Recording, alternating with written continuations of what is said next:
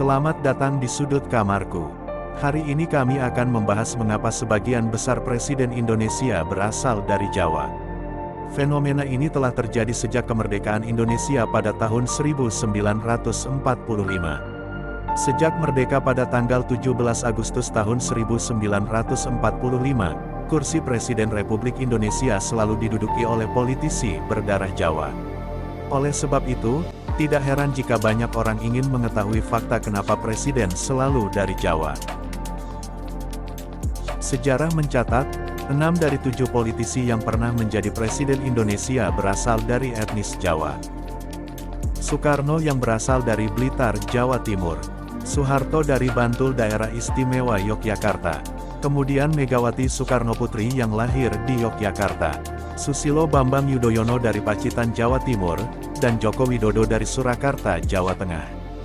Satu-satunya presiden Indonesia yang tidak berasal dari Jawa adalah almarhum Baharudin Jusuf Habibie yang diangkat menjadi presiden pada 1998.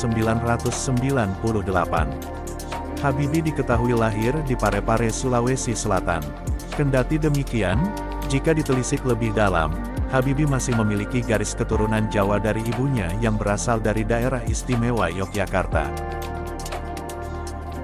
Lantas apa yang menyebabkan politisi beretnis Jawa mendominasi di pentas politik nasional, termasuk dalam hal pendudukan kursi presiden?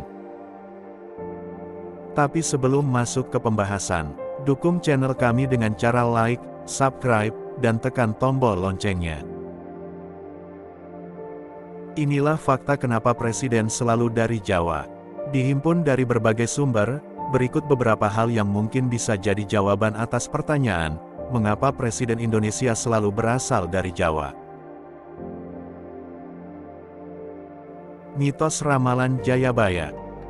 Keterpilihan politisi beretnis Jawa sebagai presiden Indonesia dikaitkan dengan mitos tentang Ramalan Jayabaya. Menurut Ramalan Jayabaya, bakal ada sosok Satria Piningit dan Ratu Adil yang akan membawa tanah Jawa dan Indonesia secara keseluruhan pada kemajuan dengan kepemimpinan yang adil dan berjiwa ksatria. Ramalan tersebut juga menyebutkan bahwa sosok Ratu Adil dan Ksatria Piningit adalah keturunan Kerajaan Majapahit yang lokasinya di Pulau Jawa. Sampai saat ini, belum diketahui siapa sosok Ratu Adil dan Ksatria Piningit yang ada dalam Ramalan Jayabaya. Akan tetapi orang-orang yang percaya dengan mitos tersebut, meyakini bahwa sosok tersebut berasal dari suku Jawa. Menurut sejarah NKRI, sebelum Jepang menyerah kepada sekutu akibat pengeboman kota Hiroshima dan Nagasaki, pada tanggal 9 Agustus tahun 1945, pemerintahan Jepang di Indonesia telah membentuk Badan Penyelidik Usaha Persiapan Kemerdekaan (BPUPKI), atau dalam bahasa Jepang bernama Dokuritsu Junbi Chosakai. Pembentukan BPUPKI dilakukan pada tanggal 1 Maret tahun 1945. BPUPKI dibentuk sebagai upaya pemerintah Jepang dalam membantu Indonesia untuk mendapatkan kemerdekaannya. Anggota BPUPKI berjumlah 67 orang, dan didominasi oleh politisi beretnis Jawa. BPUPKI diketuai oleh Dr. Kanjeng Raden Tumenggung Raji Manwediodiningrat, dengan wakilnya Raden Panji Suroso. Ketika BPUPKI berubah menjadi Panitia Persiapan Kemerdekaan Indonesia (PPKI), atau dalam bahasa Jepang Dokuritsu Junbi Inkai, anggotanya juga banyak yang berasal dari suku Jawa.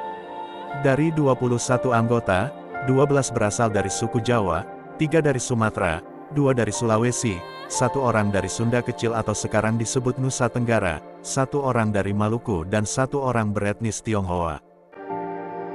Fakta sejarah tersebut menunjukkan bahwa pengaruh suku Jawa dalam perjalanan menuju kemerdekaan, dan perpolitikan tentunya lebih besar, kendati dasar yang digunakan adalah demokrasi di mana suara terbanyak merupakan sebuah kemufakatan tapi tidak menekan kebebasan minoritas.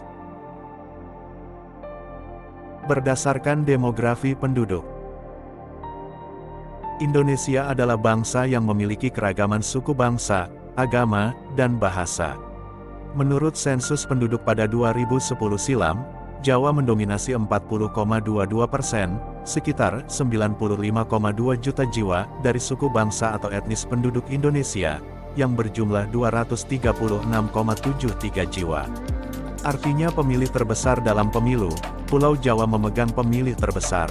Dengan begitu, calon presiden yang berasal dari Jawa, punya peluang besar untuk menang dalam pemilihan umum. Poin yang ketiga ini mungkin menjadi jawaban paling logis mengapa presiden selalu dari Jawa.